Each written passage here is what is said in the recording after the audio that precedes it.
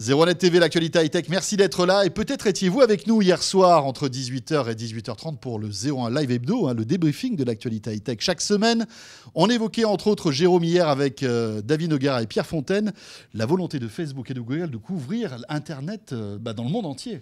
Fournir Internet à des milliards d'humains, et oui, c'est l'objectif après Google de Facebook. Google avait choisi les ballons, Facebook veut faire ça maintenant avec des drones. On va enchaîner maintenant pour évoquer un autre sujet d'actu assez étonnant.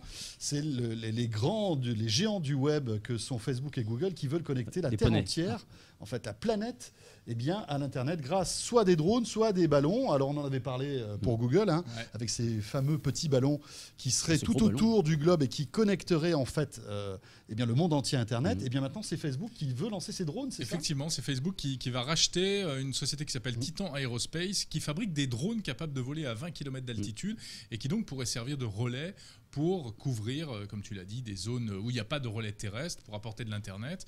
Ils vont mettre 60 millions de dollars dans l'opération. Ils veulent produire eux-mêmes 11 000 drones.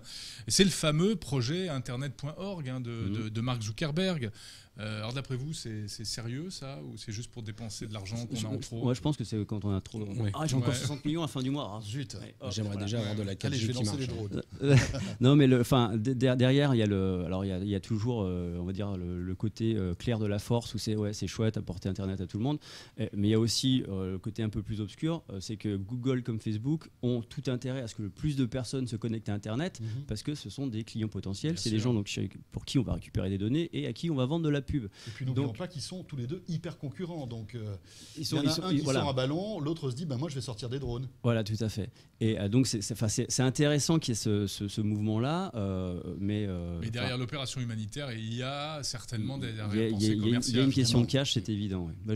Mais est-ce que techniquement c'est possible avec des drones de couvrir la totalité du globe avec Internet ? Ça me paraît quand même un peu étrange. Je pense que l'objectif c'est pas de couvrir toute la planète, parce qu'il y a des régions genre l'Europe en général, à part quelques zones blanches dans certains pays, on est plutôt pas mal couvert. Mais en revanche, dans certains pays, on va dire, pour parler politiquement correct, émergents, où les connexions sont très mauvaises, où le défi, c'est pas l'Internet fixe, parce qu'on a complètement zappé, on est passé directement au mobile, c'est d'apporter du haut débit ou très haut débit mobile pour permettre à ces gens de se connecter. On a bien vu d'ailleurs que Facebook travaille d'arrache-pied à apporter une connexion à ces services via des téléphones qui ne sont pas data. Donc là, ça serait un moyen d'ouvrir aussi la donne et d'avoir plus de personnes qui puissent se connecter à ces services et donc générer de l'argent. Bon, on va suivre ça de près. Merci beaucoup à tous les deux. Merci à Pierre Fontaine et David Noguera de la rédaction de 01net.com. Vous pouvez les lire bien évidemment tous les jours sur 01net.com. Merci messieurs.